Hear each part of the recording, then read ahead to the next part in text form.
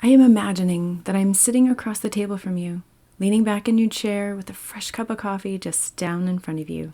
What are some things that you miss out on because of your son's behavior, I ask you? Your eyes glisten as they meet mine, your chest rises gently, and then you quietly exhale. You reach for your coffee, turning your head to look out the window. I see a tear spill onto your cheek as you thoughtfully bring to mind what this question means for you. If you're tired of feeling helpless during your son's meltdowns and isolated by the stress it brings to your family, and you want simple steps to open communication, reduce outbursts, and bring more peace to your home, you're in the right place. Hey, I'm Cynthia, wife and boy mom. I remember having a child who looked typical, but spent hours falling apart at home. I learned how to stay confident during the stress of meltdowns and build connection without resorting to heavy-handed parenting. If you're ready to reduce the meltdowns and aggressive behavior and finally see that what you're doing is actually helping, then grab my hand. I am the mom you've been waiting to meet.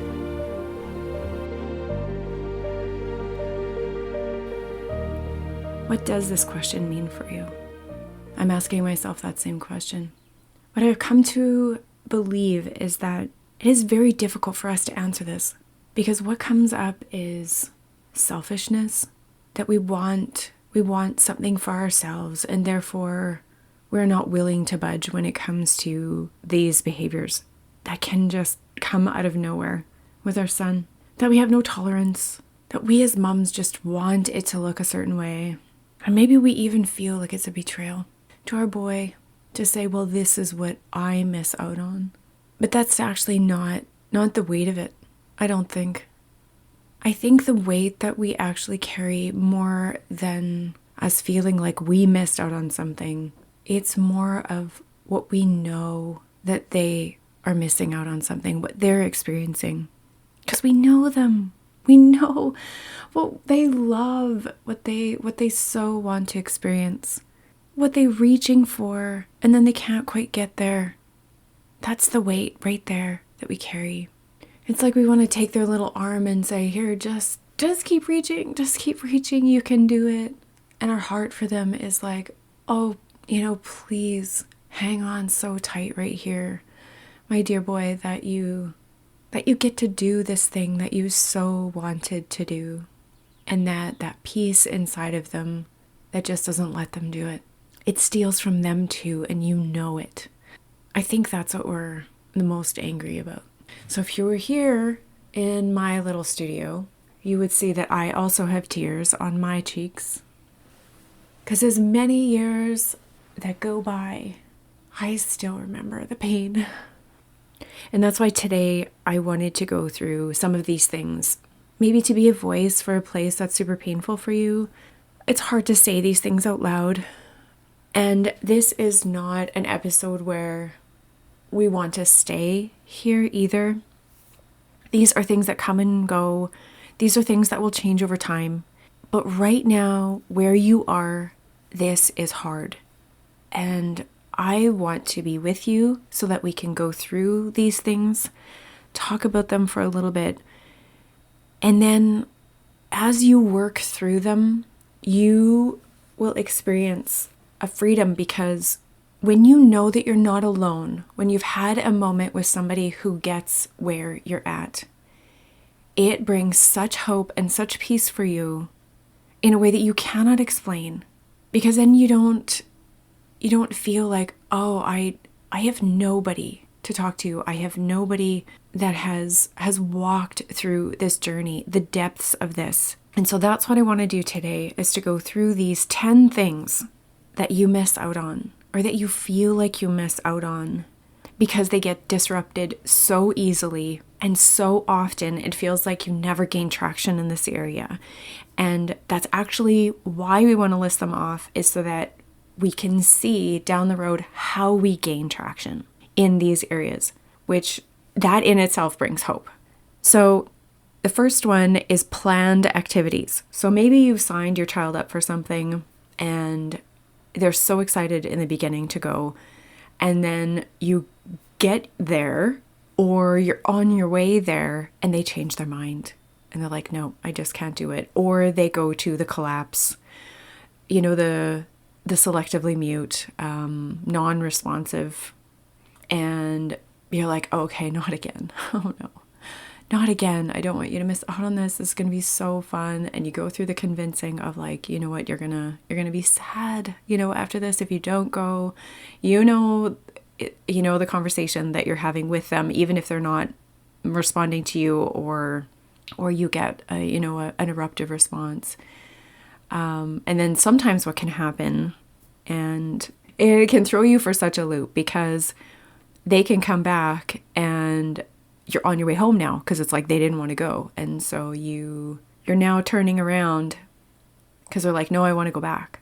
So they did want to go, and then they didn't want to go, and they're like, no, I want to go. And then you get there, and then they still, won't go out of the vehicle. They don't want to interact with anyone. They curl up in that fetal position, and they still can't get out of the vehicle to go. If you've experienced that, it is so confusing. It's so conflicting for you on the inside, for them on the inside. And then you do go home, and maybe it was a long drive, or the activity has ended and they can't actually experience it again. And then that's when, even more eruptive behavior can happen, more violent behavior, or, they're yelling and screaming, or uncontrollably crying, or whatever the case may be.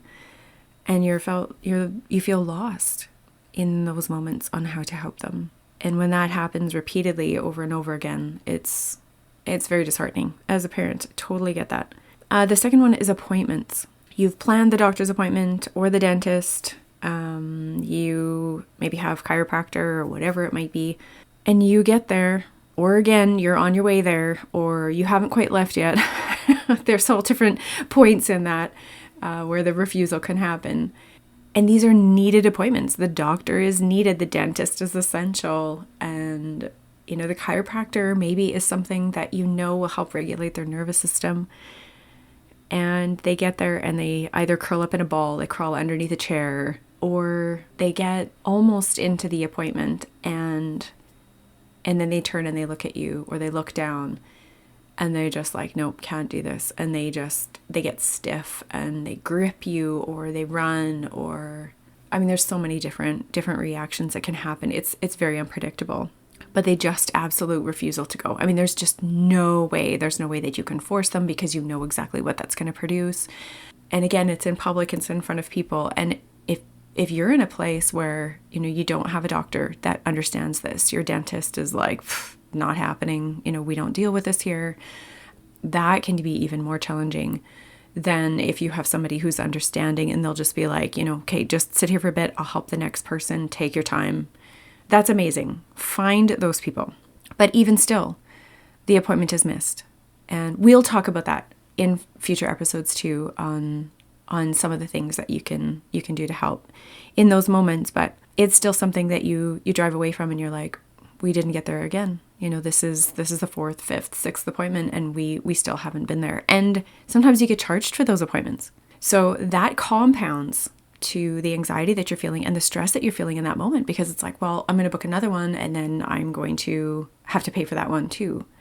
So there is more than missing the appointment. There's a lot of other things where that stress inside of you can build. The next one is photos with family. Family photos. If it happened anything in your world like it happened in ours, we have photos that are missing people, our son is not there, or me and my son are not in the photo because I had to go with him to console him. He didn't want to be in the photo, he didn't want to have anything to do with it, or he's hiding his face in the photo.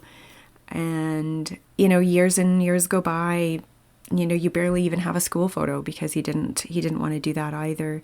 And it is so sad. You go to other people's houses and they've got their family photos, and there's just this connecting time, or it looks as though it's a connecting time. And one of the first things that comes up is like this comparison. It's like, oh, they can do it, and we can't quite get there. And that isn't the depth of it. The depth of it, I think, is just like, oh man, I would so have wanted us to be together on this. And it just doesn't look like that. Our photos are all just like pieces together of us as singles. I mean, nowadays it's great that they have like almost like a Photoshop where you can just put each other together, although we haven't tried that, but that is a possibility. We did do that on one family photo, actually, to be honest, with extended family, which I was so thankful because, yeah, it just was not going to work for us that day. So we opted for another way to incorporate everybody, and thankfully that was accepted by most of the family. So we're glad.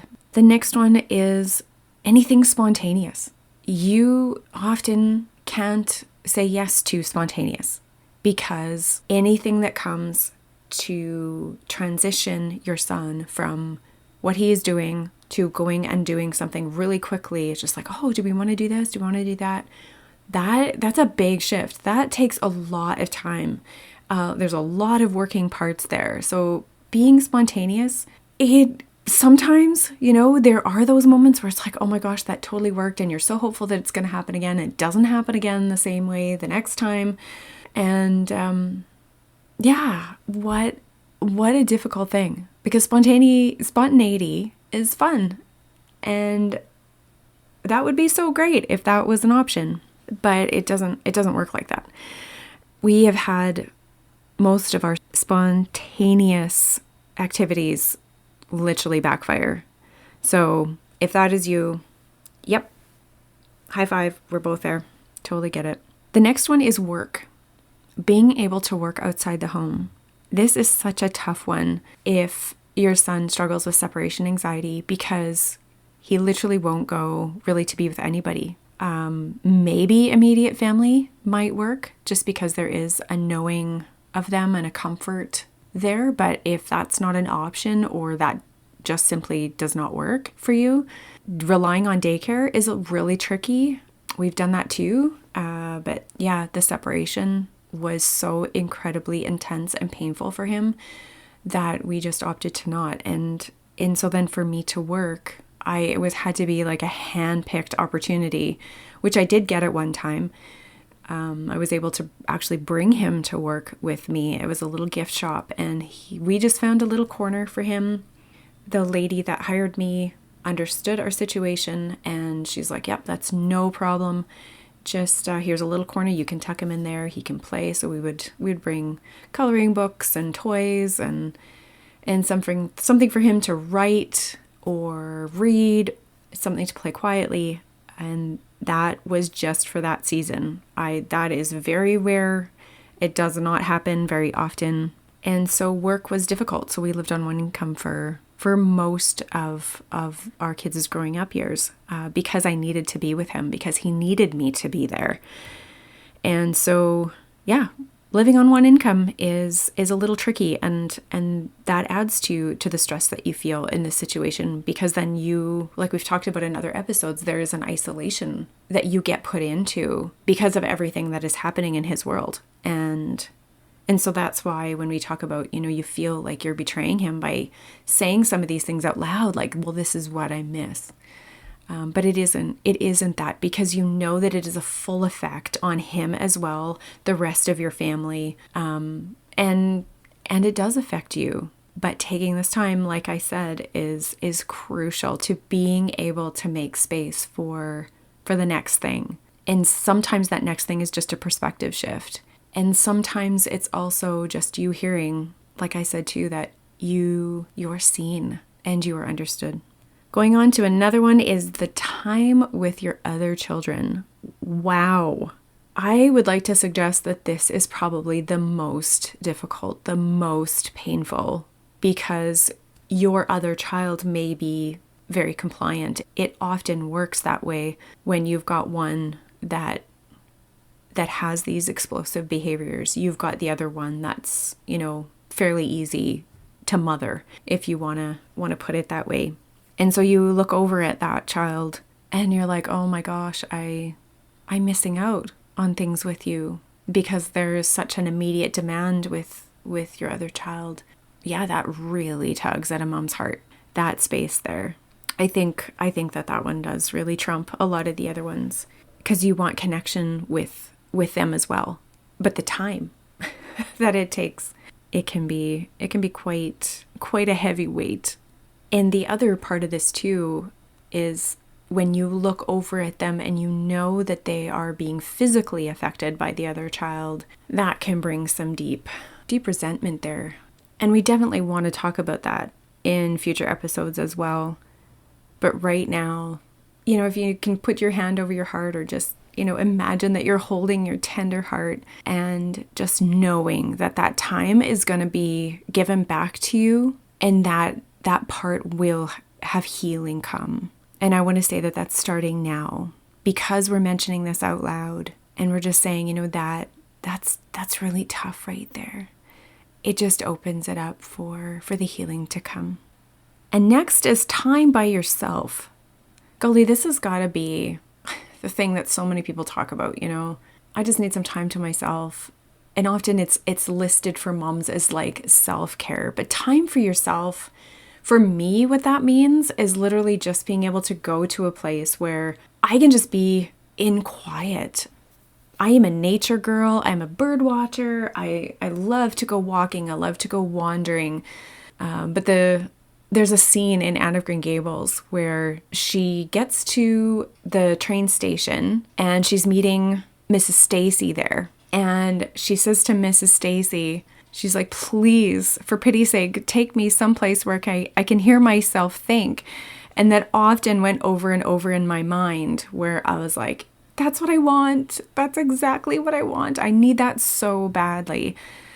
And not very far from our house was kind of it was just a bit of a dirt, weedy sort of a trail. But I often as I could, I would literally strap on my running shoes and I hopped on that trail and I just wanted to go and cry. I didn't like to cry in front of the boys when I, just felt that all coming up and out. And so I would just hit that trail when I knew that they were cared for and looked after. And I could sneak out of the house sometimes is the only way that worked. Sometimes I went for a bike ride, but just getting to a place where you can kind of unwind. Maybe you can go journal somewhere, go sit at a coffee shop. I actually would sometimes go even just for lunch by myself. We lived in a fairly small town, so I would drive to a little bit of a bigger neighboring town so that I didn't really know anybody there. I could take my journal, and I literally just went to a booth, tucked away into the corner to quiet and be completely alone. I was like, I just want to spend some time with me. So that I didn't have to say anything. I didn't have to tell anybody anything. I understood me, and that was incredibly helpful. And that might be something totally different for you, whatever time by yourself means. And that was just really, really simple, but it was what I could do at that time. It was what I could reach for, which it was actually accessible. One that kind of brought some resentment to me too was I wanted to be active. You have 2 babies and you want to move your body. And so we would do a lot of walking in the stroller. And when my second son came along, even from baby, there was so much screaming anytime we went anywhere, vehicle or even walking in the stroller, enough so that my oldest son would say, why does he have to scream all the time? Can we just go home? And he was the one that loved walks. And that flips back to time with other children. And so it's like, that's where that resentment piece can sometimes come in, because it's like, that this other child likes or wants this other thing, and it can't actually be given to them because your other child is having that moment of where they are very, very dysregulated, and it is causing you not to be able to do what you want to do, and then it's affecting your other son. So that it's just a massive circle effect. Like the ripples just go so far. And I want to encourage you that there are so many fun ways that you can incorporate exercise in, to the point where I actually had to include my kids in the exercise in ways where I knew that they were having fun as well, and then I was being active. And it was so, so tough, but I was like, instead of feeling guilty, I had to get to the point where I was like, I'm not feeling guilty about what I'm not doing. I am celebrating what I am able to do with the time that I've got, and just make that count. Just add that up and make that count. And it made a difference over time. I felt better mentally because I was moving my body. My kids were so glad to be a part of it. They even started just like, Mom, try this, Mom, try this. And it became a joy instead of a slog. And man, it is so rewarding. It is so rewarding over time to get to that place. Another one is eating out. Wow. Actually sitting down in a restaurant became nearly impossible for us. We had some successes. So many times we walked into a restaurant and without even saying a word, he turned around. My son would just turn around and walk out. He was like, nope, this is not happening. And we were just like, not again, not again. Like, that's where it just compounds, right? And the stress just builds. And sometimes the anxiety is already there. And so then when it happens, it's like you want to react as well in big way, because it's like, can we just sit down and eat? Like, does this have to be so difficult? But what we ended up having to turn to was literally going through a drive-through or ordering in advance and picking up and then eating at home. And that actually became our normal, and sometimes still is our normal. We sometimes go, but it is more often that it is an order in, and we eat in the comfort of our home, or we have a picnic somewhere, or we sit in the vehicle and eat. And we have learned that this is the most peaceful way for everybody in our family. And it's not even that we've gotten used to it. It got to the point where we're just like, this is success. We found something that works for our family. It might look different than everybody else, but we have found something that works for us. And so we stuck with it, and it has brought much joy over time. And the last one is going to a church building. And we talked about this in the last episode on the difficulties that has brought for our family. And I'm sure it's brought that for you as well. And again, it's celebrating what does work for our family and some of the things that maybe we have had to let go of or changed our mind about. We still go every now and again, my husband and I, and we have a group of friends that we love to meet. We have to drive to go and see them. It's a bit of a hike. Lovely enough, they live in the mountains, and so it kind of plays out a bit of like a small vacay for us when we get to do it. I love my time with these friends, and we don't get there as often as what I would like, but just knowing that there is this group of people that is cheering for us, they are praying for us, they know our situation, they support us. It is so relieving for my mama heart. And with each of those things that have been given to us in that way, or that we've clung to and we've grabbed a hold of what works for us, it encourages our heart. It brings us joy. We have the hope, we have the peace moving forward.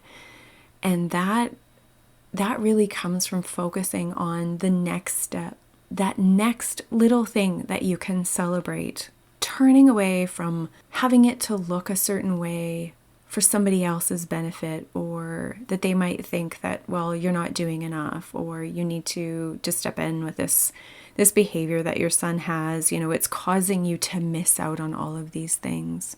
And what we have seen over time is that it's knitted our family closer together. And that's a beautiful thing. So to encourage you, when you look at this list of these 10 things, it's like, we're missing out on so much. This brings opportunity for it to be exactly as it was meant to be. Sometimes these things are like a shielding or a protection, or almost like that turn in the track where they pull the lever and the track turns to click into another train track, and you are redirected. That may be what these things are producing. So keep that in mind, that you are exactly where you need to be right in these moments, in these years, and that I am here. If you have a question or an idea for this podcast, you need extra support, go right now into the description for these show notes for this podcast episode and send me an email. I am excited, and I am waiting to see those words typed out from you to me, and I will see you again soon.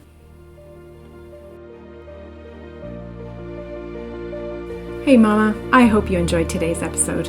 If so, would you take 30 seconds and share it with a friend who may be on an uphill battle with her son's unique challenges?